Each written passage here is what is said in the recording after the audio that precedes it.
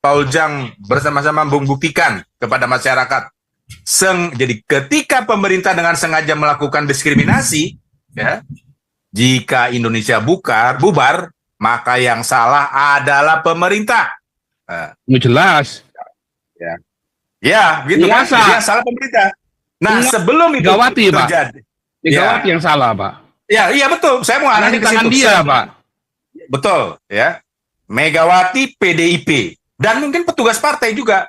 Saya nggak tahu nih PDIP ini petugas apa, Jokowi ini petugas partai bukan, ya, atau setengah petugas partai. Ya. Nah, kalau Ganjar udah pasti setengah, udah pasti petugas partai dia. Kalau Jokowi ini saya masih setengah-setengah, ya. Tapi kalau dia bukan petugas partai, dia udah pecat itu, ya. Kapolrinya dicopot, ya, dan pejabat terkait itu sudah jelas didiskreditkan sebagai pemerintah yang tidak tahu hukum. How come you bisa menjadi wali kota, gitu kan?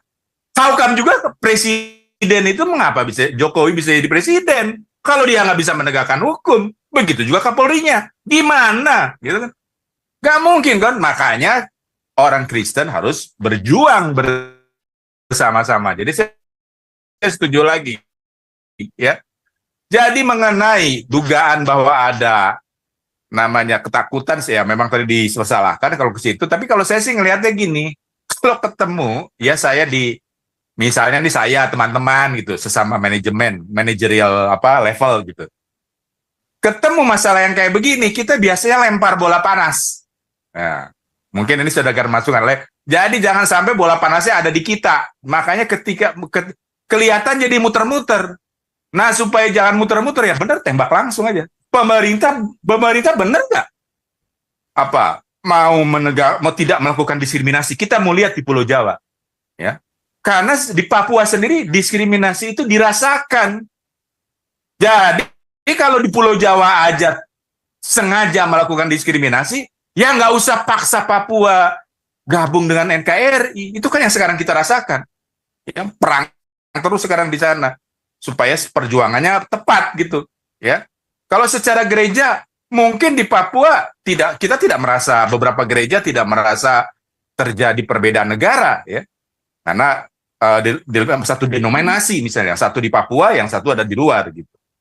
Nah, jadi pemerintah berhati-hati ya. Jadi pemerintah yang petugas partai atau partai pemenang pemilu kelihatan menjadi melempem atau bermuka 2 atau bermuka 10, ya. Kalian akan dihukum dalam Pileg dan Pilpres 2024.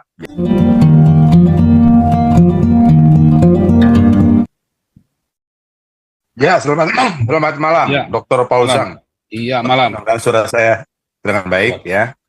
Jadi saya tadi mendengar memang arahnya sudah bagus, ya. Jadi banyak menggunakan strategi untuk melawan, ya. Tapi kalau kesimpulan saya sederhana, ya, bahwa ketika pemerintah, ya, kita buktikan bersama-sama, Galarua buktikan bersama-sama, channelnya Paul Jang bersama-sama membuktikan kepada masyarakat. Jadi ketika pemerintah dengan sengaja melakukan diskriminasi, ya, jika Indonesia bubar, maka yang salah adalah pemerintah. Jelas. Ya, gitu kan? Jadi yang salah pemerintah.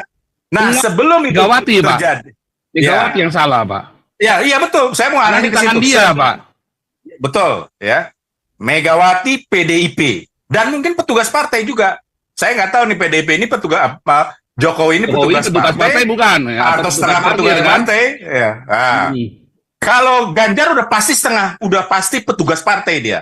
Kalau Jokowi ini saya masih setengah-setengah, ya. Tapi kalau dia bukan petugas partai, dia udah pecat itu, ya. Kapolrinya dicopot, ya, dan pejabat terkait itu sudah jelas didiskreditkan sebagai pemerintah yang tidak tahu hukum. How come you bisa menjadi wali kota, gitu kan? How come juga presiden itu mengapa Jokowi bisa jadi presiden? Kalau dia nggak bisa menegakkan hukum, begitu juga Kapolrinya. Gimana, gitu kan? Nggak mungkin kan? Makanya orang Kristen harus berjuang bersama-sama. Jadi saya setuju lagi, ya. Jadi mengenai dugaan bahwa ada namanya ketakutan sih, ya memang tadi disalahkan kalau ke situ. Tapi kalau saya sih ngelihatnya gini, kalau ketemu ya saya misalnya nih saya teman-teman gitu, sesama manajemen, manajerial level gitu.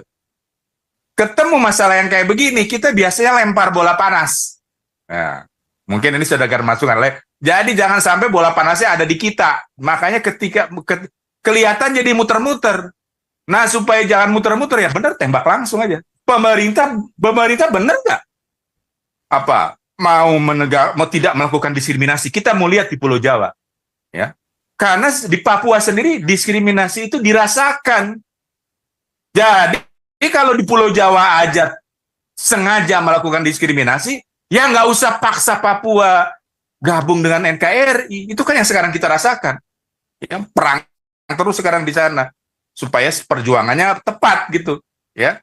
Kalau secara gereja mungkin di Papua kita tidak merasa, beberapa gereja tidak merasa terjadi perbedaan negara, ya. Karena satu denominasi misalnya, satu di Papua, yang satu ada di luar gitu. Nah, jadi pemerintah berhati-hati ya. Jadi pemerintah yang petugas partai atau partai pemenang pemilu kelihatan menjadi melempem atau bermuka 2 atau bermuka 10, ya. Kalian akan dihukum dalam Pileg dan Pilpres 2024. Ya. Jadi saya menyarankan, ya, kalau akan dihukum kan seolah-olah saya yang berkuasa.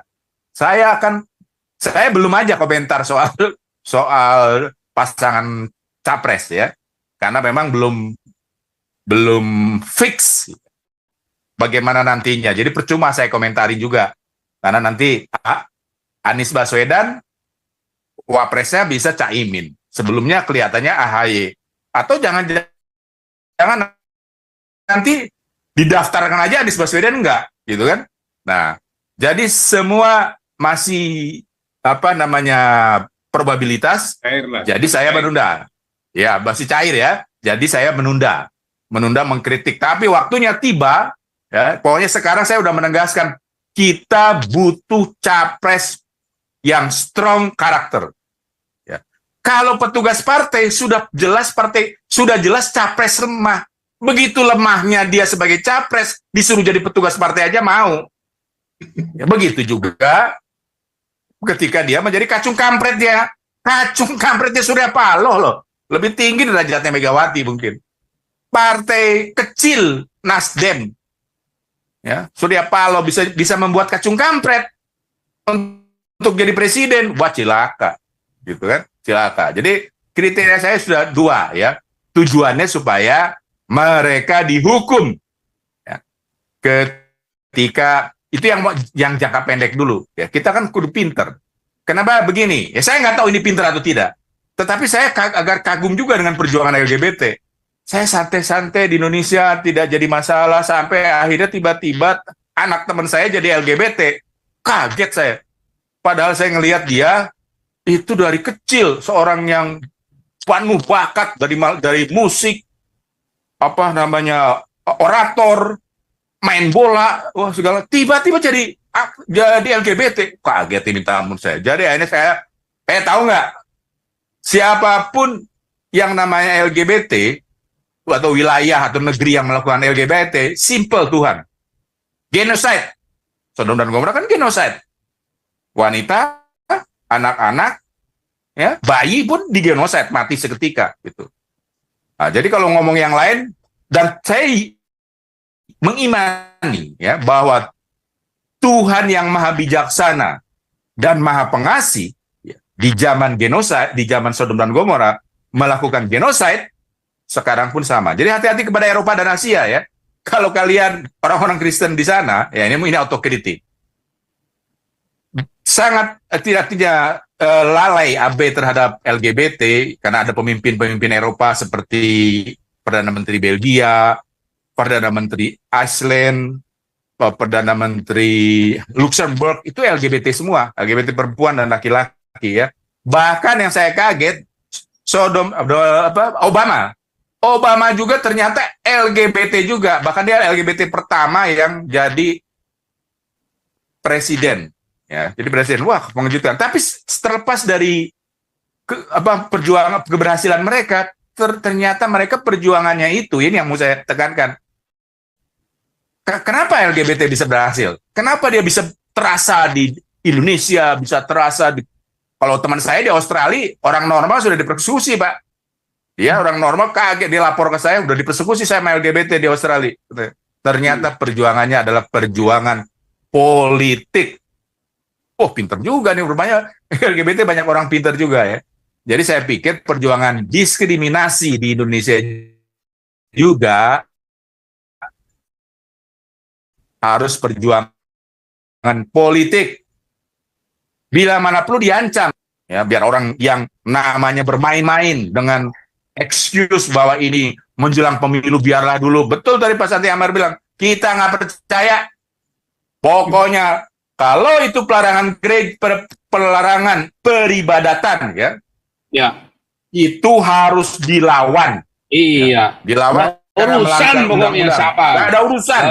Bodoh amat. Begitu saya mendukung Galarua, ya. Biar Allah SWT juga kita hajar, Pak. Nggak urusan, Pak. Tadi udah ditelanjang itu SWT itu, ala SWT. Iya.